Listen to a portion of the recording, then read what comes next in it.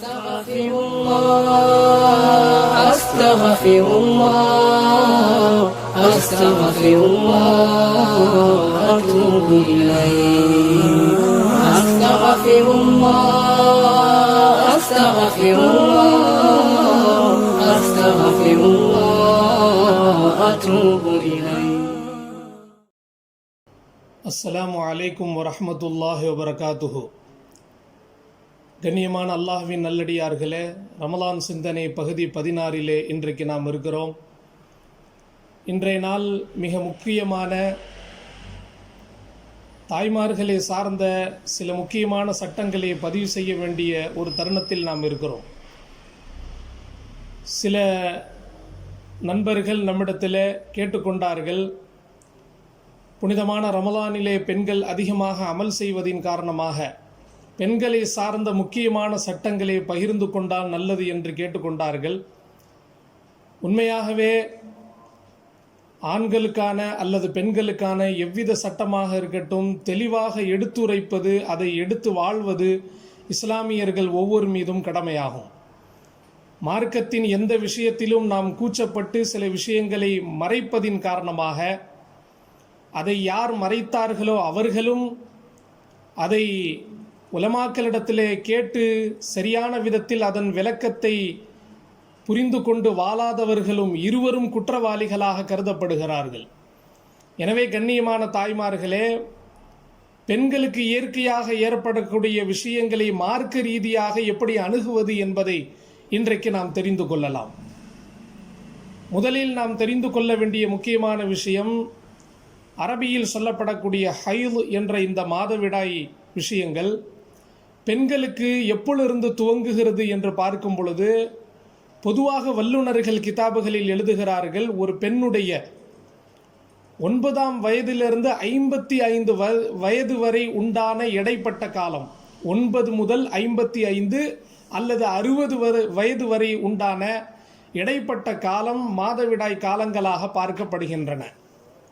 இந்த மாதவிடாய் காலங்களில் பெண்களுக்கு சராசரியாக ஒரு மாதத்தின் 3 முதல் 10 நாட்களுக்குள் வரை 3 முதல் 10 நாட்களுக்கு உட்பட்ட பழக்கத்திற்குரிய அந்த தேதியில், பழக்கத்திற்குரிய அந்த நாட்களில் அந்த அடையாளங்களை ஒரு பெண்மணி காணும் பொழுது அந்த நாட்கள் அவளுக்கு மாதவிடாய் நாட்களாகவும் மாதவிடாய் காலங்களாகவும் பார்க்கப்படுகின்றன.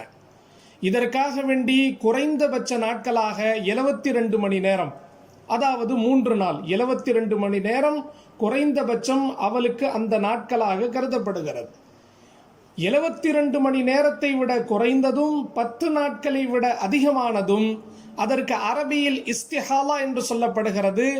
அது தொழுகையை, நோன்பை தடுக்கக்கூடிய விஷயமாக அது கிடையாது. அது ஒரு பெண்ணுடைய இயற்கை உபாதை, இயற்கை நோயாக பார்க்கப்படுவதினால் 3ஐ விட குறைவான 10ஐ விட அதிகமான நாட்களில் பார்க்கும் அத்துணை அடையாளங்களும் அவளுக்கு ஒரு இயற்கையான நோய். அக்காலங்களில் அவள் கண்டிப்பாக தொழுவாள், நோன்பு வைப்பாள், அனைத்து அமல்களையும் செய்வாள், குர்ஆனையும் ஓதுவாள், எல்லாவற்றையும் செய்வாள். இந்த இடைப்பட்ட 3 முதல் 10 வரை உண்டான அந்த நாட்கள் மாத்திரம்தான் அவளுடைய மாதவிடாய் காலங்களாக பார்க்கப்படுகின்றன. அடுத்தபடியாக நாம் தெரிந்து கொள்வது, மாதவிடாய் அல்லாத நாட்கள் குறைவாக ஷரியத்தில் நிர்ணயிக்கப்பட்ட நாட்கள் என்ன? மாதவிடாய் அல்லாத நாட்கள் மிக குறைவு என்று பார்த்தால் மாதத்தின் 15 நாட்கள், குறைந்தபட்சம் 15 நாட்கள் ஒரு பெண்மணி இதை விட்டு சுத்தமாக கண்டிப்பாக இருந்தே ஆக வேண்டும். குறைந்தபட்சம் 15 நாட்கள் அவள் சுத்தமாக இருப்பாள். இதற்கு மேல் சில பெண்களுக்கு 20 நாட்களும் இருக்கலாம், சில பெண்களுக்கு 25 நாட்களும் இருக்கலாம். ஆனால் குறைந்தபட்சம் ஒரு மாதத்தின் 15 நாட்கள் ஒரு பெண் இதை விட்டு சுத்தமானவளாக, தொழுகையாளிகளாக, நோம்பாளியாக அவள் பார்க்கப்படுகிறாள். அடுத்தபடியாக நாம் பார்ப்பது, ரமலானுடைய மாதம் காலையில் சஹரை முடித்துவிட்டு அவர்கள் நோன்புடைய நியத்தில் இருக்கும் பொழுது பகலின் இடையில் இந்த அடையாளங்களை கண்டால் என்ன செய்வது? உடனுக்குடன் அவர்கள் அந்த நாளிலிருந்து கணக்கிட ஆரம்பித்து விடுவார்கள். அந்த அடையாளங்களை அவர்கள் கண்டுவிட்டால் அது அவர்களுடைய முதல் நாளாக இருக்கும். அன்றைய நாள் அவர்கள் நோம்பாளி கிடையாது. ஆனால் நோம்பாளியாக தன்னை காட்டிக்கொள்ள வேண்டும், தன்னை பிரயோகித்துக் கொள்ள வேண்டும். ஆனால் அவள் நோம்பாளி கிடையாது. மற்றவர்களுக்கு முன்பு உண்பது பருகுவது எதுவுமே கூடாது.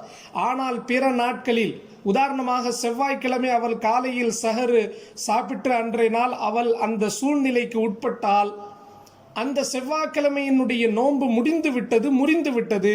வேறு நாட்களில் அந்த செவ்வாய்க்கிழமையினுடைய நோன்பை கண்டிப்பாக கதா செய்ய வேண்டும். அதுபோல் ஒரு பெண்மணி இயற்கையின் காலங்களில் இருக்கும் பொழுது, குறிப்பிட்ட காலங்களில் இருக்கும் பொழுது, அன்றைக்கு அவள் நோன்பு இல்லை என்று செவ்வாய்க்கிழமை நினைத்து கொண்டு அவள் சஹர் சாப்பிடாமல் இருந்தாள். ஆனால் பகல் 12-11 மணி அளவில் அவள் சுத்தமாகிவிட்டாள். அந்த நாட்களை விட்டு அவள் சுத்தமாகிவிட்டாள் என்றாலும் அன்றைய நாட்களிலே அவள் தன்னை நோம்பாளியாக காட்டிக்கொள்ள வேண்டும். நோம்பாளியாக காட்டிக்கொள்வது தேவைப்பட்டால் யாருக்கும் தெரியாமல் அவள் தண்ணீர் பருகி கொள்ளலாம்.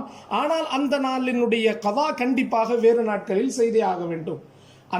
அந்த நாட்களில் நின்றாலும் அந்த நாட்களில் துவங்கினாலும் அந்த நாளுடைய நோன்பை வேறு நாட்களில் கதா செய்வது அந்த பெண்ணின் மீது கடமையாகி விடுகிறது. ஆனால் 2 தருணங்களிலும் தன்னை நோம்பாளியாக காட்டிக்கொள்வதில் அந்த பெண்மணி மிக கவனமாக இருக்க வேண்டும் என்பதை இங்கே புரிந்து கொள்ள வேண்டும். வேறு நாட்களில் கதா என்ற இந்த விஷயம் நிறைய பெண்கள் இதிலே கவனக்குறைவாக இருக்கிறார்கள். நிறைய தாய்மார்கள் வேறு வேறு நாட்களில் நஃபிலான நோன்புகளுக்கு முக்கியத்துவம் கொடுத்து ரமலானில் தான் விட்ட நோன்பை கதா செய்வதில் எந்த விதமான கவனம் இல்லாமல் விட்டு விடுகிறார்கள். ஆனால் அது முறையல்ல. எந்தெந்த நாட்களில் மற்ற ஆண்கள் நஃபிலான நோன்பு நோக்கிறார்களோ அந்த நஃபிலான நோன்பு வைக்கக்கூடிய, உதாரணமாக ஷவ்வாலுடைய 6 நோன்பு நாட்கள், முஹர்ரமுடைய 2 நோன்பு, அதே போல அரஃபாவுடைய நோன்பு, அதே போல பராத்துடைய நோன்பு, இது போன்ற மற்றவர்கள் நஃபிலான நோன்பு நோக்கக்கூடிய காலங்களில் இவர்கள் இந்த நோன்பை கதா செய்ய வேண்டிய நியத்தில் உடனே கதா செய்து விட வேண்டும். ரமதானுடைய நோன்பை கதா செய்யாமல் பிற நஃபிலான சுன்னத்தான எந்த நோன்பையும் ஒரு பெண்மணி வைக்கக்கூடாது. அந்த நஃபில் சுன்னத்தை விட ரமதானுடைய கதா மிக முக்கியமாக பார்க்கப்படுகிறது. எனவே அந்த கதாவை விட்டுவிட்டும் வைக்கலாம், இல்லை என்றால் தொடர்ந்து வைக்கலாம். ஆனால் நஃபிலை காட்டிலும் கதாவுக்கு முக்கியத்துவம் தர வேண்டும் என்பதை இங்கே நீங்கள் கவனத்தில் கொள்ள வேண்டும். அடுத்தபடியாக கர்ப்பிணி பெண்கள் ரமதானுடைய மாதத்தில் எப்படி இருப்பது? கர்ப்பிணி பெண்கள் ரமதானுடைய மாதத்தில் நோன்பு விடுவதற்கு முழு அனுமதி ஷரியத்து தருகிறது. நோன்பை விடலாம், நோன்பை விடுவதற்கு அனுமதி இருக்கிறது. ஆனால் பிற நாட்களில் கண்டிப்பாக அந்த எத்தனை நாட்கள் அவள் நோன்பை விட்டாலோ கதா செய்தே ஆக வேண்டும். ஏன்? கர்ப்பிணி பெண்கள் ரமதானுடைய மாதத்தில் நோன்பு நோற்பதால் அவர்களுக்கும் வயிற்றில் இருக்கக்கூடிய குழந்தைக்கும் பலகீனம் ஏற்படும் என்பதால் மார்க்கம் அனுமதி தருகிறது. நோன்பை விடலாம், ஆனால் பிற நாட்களில் கதா செய்ய வேண்டும். ரமதானுடைய மாதங்களில் பச்சிளம் குழந்தைகளுக்கு பால் கொடுக்கக்கூடிய பெண்கள், பால் குடிப்பாட்டு பெண்கள் ரமதானுடைய மாதத்தில் எப்படி இருக்க வேண்டும்? அவர்களும் அந்த நோம்பின் காரணமாக அவர்களுக்கும் பால் குடிக்கும் குழந்தைகளுக்கும் பலகீனமோ பாதிப்போ நோய் வரும் என்று அவர்கள் பயந்தால் கண்டிப்பாக ரமதானுடைய நோன்பை விடுவதும் பிற நாட்களில் கதா செய்வதும் அவர்களுக்கு கூடும். ஆனால் கண்டிப்பாக இவர்கள் அனைவரும் கண்டிப்பாக கதா செய்தே ஆக வேண்டும். சில தாய்மார்கள் கேள்வி கேட்கிறார்கள், பால் குடிப்பாட்டுவதின் காரணமாக நோன்பு விரிந்து விடுமோ, ஒலு முறிந்து விடுமோ என்று கேட்கிறார்கள். பால் குடிப்பாட்டுவதின் காரணமாக எந்த பெண்மணியினுடைய நோன்பு முறியாது, ஒலுவும் முறியாது. எதுவுமே உள்ள போறதுனால தான் நோன்பு முறியும், வெளியே வர்றதுனால நோன்பு முறியாது. எனவே கண்ணியமானவர்களே, இவர்கள் கண்டிப்பாக நோன்பும் முறியாது, ஒலுவும் முறியாது. ஆனால் பால் குடிப்பாட்டுவதனால் நமக்கு பலகீனம் வரும் என்று பெண்மணி பயந்தால் அந்த நோன்பை விடுவதற்கு அனுமதி இருக்கிறது. பிற நாட்களில் அவள் கண்டிப்பாக கதா செய்து கொள்வாள். கண்ணியமானவர்களே, அதே போல பெண்கள் ரமதானுடைய மாதத்திலே கஞ்சி சமைப்பது, நோம்பாளிகளுக்காக பலகாரங்களை தயார் செய்யும் பொழுது அதில் இருக்கக்கூடிய விஷயத்தை சுவைத்து பார்க்கக்கூடிய ஒரு தருணத்தில் தள்ளப்படுகிறார்கள். சுவைத்து பார்க்கும் பொழுதுதான் அந்த உணவினுடைய தரம் தெரிகிறது. இப்போ நோன்பு வைத்துக் கொண்டு எப்படி சுவைத்து பார்ப்பது என்ற கேள்வி பெண்களுக்கு எழலாம். இங்கே நாம் கவனிக்க வேண்டிய மிக முக்கியமான விஷயம், சுவைத்து பார்ப்பது நோம்பாளிக்கு அனுமதிக்கப்பட்டிருக்கிறது. ஆனால் அந்த உணவினுடைய தன்மை தொண்டைக்குள் போகவிடக்கூடாது, தொண்டைக்குள் போய்விடக்கூடாது. மாறாக உடனே அதை துப்பிவிட வேண்டும். அந்த உமிழ் நீரை துப்பிவிட வேண்டும். சுவைத்து பார்ப்பது கூடும், ஆனால் அதை உடனே துப்பிவிட வேண்டும். தொண்டை வழியாக உள்ளே போகாதவாறு அந்த நோம்பாளிகள் பாதுகாத்துக் கொள்ள வேண்டும். அவர்கள் ஆண்களாக இருந்தாலும் சரி, பெண்களாக இருந்தாலும் சரி. அதே போல குழந்தைக்கு ஒரு விஷயத்தை மெண்டு கொடுக்கக்கூடிய ஒரு நிர்பந்தத்தில் ஒரு தாய் இருந்தால் மெண்டு கொடுப்பதும் ஒரு தாய்க்கு ஷரியத்தின் அடிப்படையில் அனுமதிக்கப்பட்டிருக்கிறது.